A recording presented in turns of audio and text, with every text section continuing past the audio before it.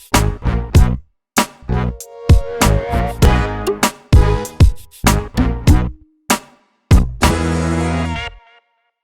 there, welcome to Big V TV. Great to have you with us. State champ men, 1 round to go, and geez, top 6 is not settled yet, Steve-O. 2, 4, it is on, absolutely on. McKinnon and Hume are the teams to watch this week.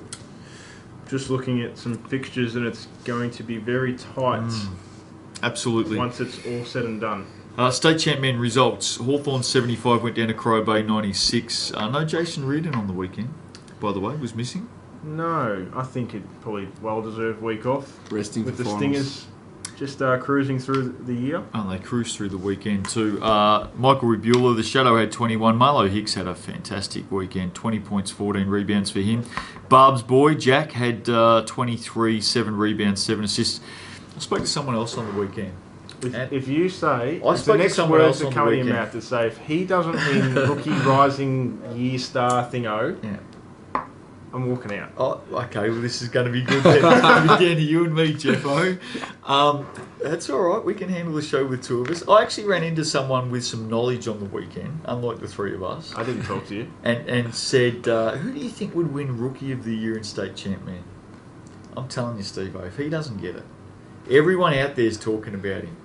If you don't vote him in, Steve-O, I know you do the votes. Oh, yeah. I personally get... How many votes are allowed for clubs? About 37. I get 38 votes. If his name isn't on that trophy, look out. McKinnon 87 went down to Knox 96. McKinnon had to win this. Knox with Mike Rose, who apparently just absolutely lit it up, and he had hands in his faces, in his face, not his faces, in his face, and was just knocking down big shots. 31 points in that one. Dylan Stith had 23. Knox had a couple of losses, had a few losses, so they bounced back. Yeah, I think Dylan Hare stepping up as that sort of third cog has really, really helped Knox this week, and call. Hopefully he keeps that going for their finals campaign. Yeah, it's a good call. Ringwood 109 defeated Hume 95. Lee Jecker had 30. What a wonderful season he's had when he hasn't been gallivanting about and getting married. 5 honeymoons. 5 honeymoons, all that sort of stuff. Sean Clark had 20 points, 11 rebounds. Ringwood get up to the good of 14, and Hume City are going to have to win 2 this weekend to make it. Yeah, look, I think they'll. I think they're a good side. The problem is they beat Ringwood for pretty much 3 quarters. The first quarter they got jumped, and I think it was they were down by about 15. Ringwood does that though. In the first quarter. Ringwood does that. They've had so many games this season where they come out and score 30 plus in the first quarter. Yeah, so Hume shows they're competitive with the good sides, but one quarter let them down. And Yeah. Can I just send a special cheerio out to Luke Egan, who's having a wonderful season, by the way. Last week on the show, I mentioned that Luke Egan may or may not have been 74. He did contact me during the week and said, "I'm 42." Oh. I said, "That's so you fine." got it wrong. No, I said, "No, that's fine. I was only a couple of years out." He is playing terrific basketball, Luke. He's just wound back the clock, and I don't want to be contentious here, but I will be. I reckon it was more so Ringwood retired Luke Egan rather than Luke Egan saying, "I'm officially retiring." And he's come out this season, especially in the last 6 weeks. He has been fantastic. Absolutely winding back the clock. yeah, his skills have always been phenomenal. Yep. So, and his body's managed to hold up. So.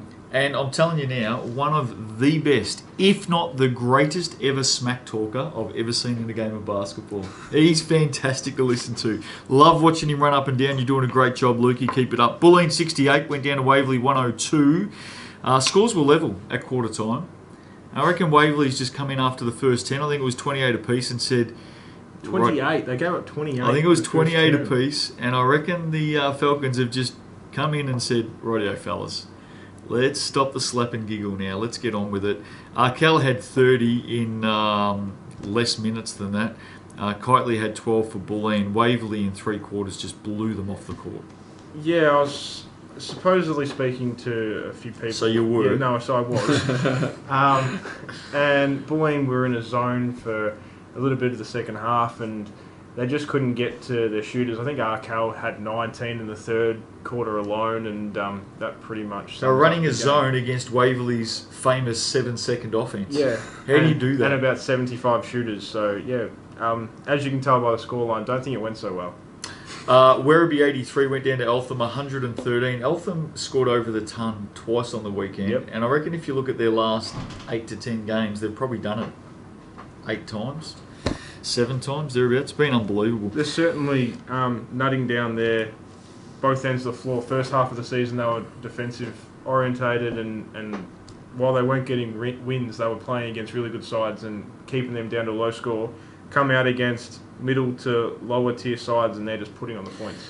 I was speaking to someone last night about Eltham, and I said the one thing that they've been renowned for since Trev went in there is great defence. They've been renowned for excellent lockdown defence. Last year, they played some amazing defence against the best teams, but they didn't have the ability to score more than those teams. Mm-hmm. Well, they bring in Canavan and Waldron, turn it around, and makes a huge difference. Turn it around. So they're still playing that great D. Yeah, but man, they're scoring now. Yeah. Well, they got those couple of guys all of a sudden open up the extra guys who aren't natural scorers. All of a sudden, Malvaso gets 5 open threes a game because defense is attracted to Waldrons and the Canavans. They look keeps good. The scoreboard ticking over. They look really, really good. Knox 85 defeated DV 77, so Knox get a couple on the weekend. Good to see them bounce back. Mike Rose, excellent again, 26. Ryan Vilmont, 21 for Diamond Valley. And he'd been down the last 3 games, I suppose, so good to see him back up and running. Corio Bay, 100 down at the Chook Shed. Defeated Ringwood 85. Marlow Hicks, 31 points, 13 rebounds, 4 blocks, 3 steals. I reckon Marlow just sent a message out to everyone on the weekend. And Nate Champion had 26 for Ringwood. Crow get it by 15. Crow's 18 and 3. We've hardly talked about them this season. They are sitting in a very, very good position. They're up and firing. Reardon's had the weekend off. As I said, I reckon Marlow sent a really clear message to everyone over the weekend. They're looking great.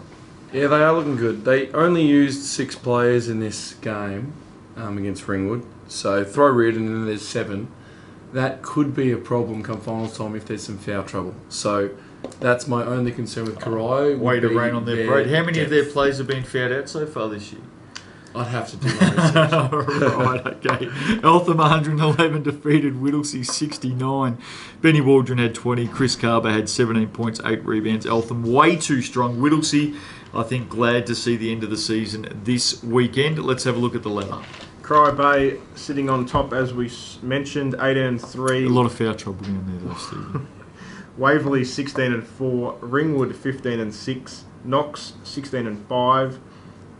That should now be the other way around. Sorry, Knox in third, 16 and 5. Ringwood 15 and 6. Eltham 13 and 8. McKinnon 12 and 9. Right, make up the 6. All right, okay, yep, 12 and 9. McKinnon. Hume City 11 and 9. Diamond Valley 8 and 12. Werribee 8 and 13. Hawthorn 4 and 17. Whittlesea and Bulleen play off this week for the bottom. What's the head-to-head at the moment? Bulleen has head-to-head. Wow, okay, we'll come to that in a moment. So between McKinnon and Hume, McKinnon plays once this weekend. We'll get to that game in a moment. Hume plays twice. Mm-hmm. If McKinnon win, they're home. Yep. If Hume get 1 win, McKinnon has them on head-to-head. Okay. If Hume gets both wins and McKinnon lose, I think Hume go through. So I think that's right. Round 18, Hawthorn Waverley. Any takers for the Magic? The Magic put up the white flag a couple of weeks ago. No, Waverley. Werribee take on Ringwood. Ringwood. I say this again. I've said it the last few weeks. Just don't underestimate Werribee down there, which Eltham didn't do, by the way. But I think Ringwood will get that. Corio Bay take on Knox. Knox down to third. Geez, good game. Good game leading into finals. Yeah, who are you going for? Corio. Yeah, I think Corio Bay win at home. Corio Bay... But they may still rest another star, possibly a different star. Well, Corio's only got 1 game this weekend. Waverley's got 2. So if Corio lost, they'd finish on 18 and 4. If Waverley won 2, they go to 18 and 4. Who's got head-to-head? Not sure, but I'd say it's Corio, because I think the last time they played Corio won pretty easily. I'm just asking that because Corio might roll out with yeah, maybe 7 guys off the street. I don't know. Hopefully think- they don't foul. I think well, no, they got fair trouble down there. I think Karaya will get that win. Diamond Valley, Hume. Hume City. They have to win. Yeah, Hume It's a City will get that must-win one. game. Must-win game. I'm going to go with them as well. Diamond Valley could be the all-time biggest party poopers going around. But I think Hume get that. Whittlesea, Bulleen. So what you're saying is, Yeah, if this is Whittlesea it. get this by how much? Has anyone done their bloody homework on this show this week? Whittlesea just need to win. They're 2-19. Yeah, Whittlesea just need to win. Right, okay, all right, fair enough. No, you're So we right. don't need to do any research. It's here in the numbers: 2-19, Bulleen 1-9. Right, okay. So if Whittlesea wins, So, they avoid the wooden spoon. Bulleen's got 2 games And though this relegation. weekend. So if Bulleen gets okay, 2 so wins, Bulleen beat Diamond Valley. yeah. So if they get 2 wins, they've got head-to-head on Whittlesea. Yeah, but if Oh, but there'll be 3 Bulleen- wins, not there'll 2. be 3 Okay, I wins, gotcha. yeah. All right. So what are you trying to say? I'm saying this is for the wooden spoon. You're confusing everyone out there, Steve. Whittlesea versus Just tell us who's Bulleen. going to get. Tell us who's going to win this. And who's 12th going to get the wooden versus spoon? Right, Winner stays alive. right. Who wins? Okay, I think Whittlesea win. I think Whittlesea get it at home as well. Bulleen to go down. I think Whittlesea will win and Bulleen will get relegated. Yeah. Right, okay, I think we've summed that up. Bulleen take on Diamond Valley on the Sunday. I'm with DV. But if Bulleen, No, it's been Diamond- a while for Diamond Valley between drinks too, so Yeah, it has. they'll love this. Eagles, getting yeah. a win. Eagles. Waverley, McKinnon. If McKinnon win, they play finals. If they lose and Hume win both, and we're about to go into Hume's second game in a moment, Hume go in. I think Waverley win, and it makes it very interesting for the last game. Waverley can't drop to third. Is this on a Sunday? This is a Sunday. Probably a Sunday Yeah, game. no. Well, Waverley play on the Saturday Oh, night, yeah, that so it's has going to to be a be, yeah. Sunday. So Waverley have only lost 1 game at home on a Yep. Sunday. That may Waverley- be to Corio Bay as well. Yeah, Waverley can't drop to third, right? No. They can't move to first, right? Mm-hmm. Do we see a few youthies run around in this game, Steve-O? No. Maybe They just play. maybe McKinnon make finals just based on the fact that Waverley Maybe. sit a few down. Maybe. You just said no. But I said maybe, but Oh, I okay. do think Waverley win. Waverley will win. Will 100%. Waverley rarely lose a game. It used to be don't win, but rarely lose a game on Sundays. And I'm going to go Waverley. Hume City take on Eltham. Now you've all tipped Hume to win Saturday night. If Hume get this game, they're in, Steve-O. In. They're playing against a team that's won 10 in a row, 11 in a row. 11 in a row, close, yeah. Something like that.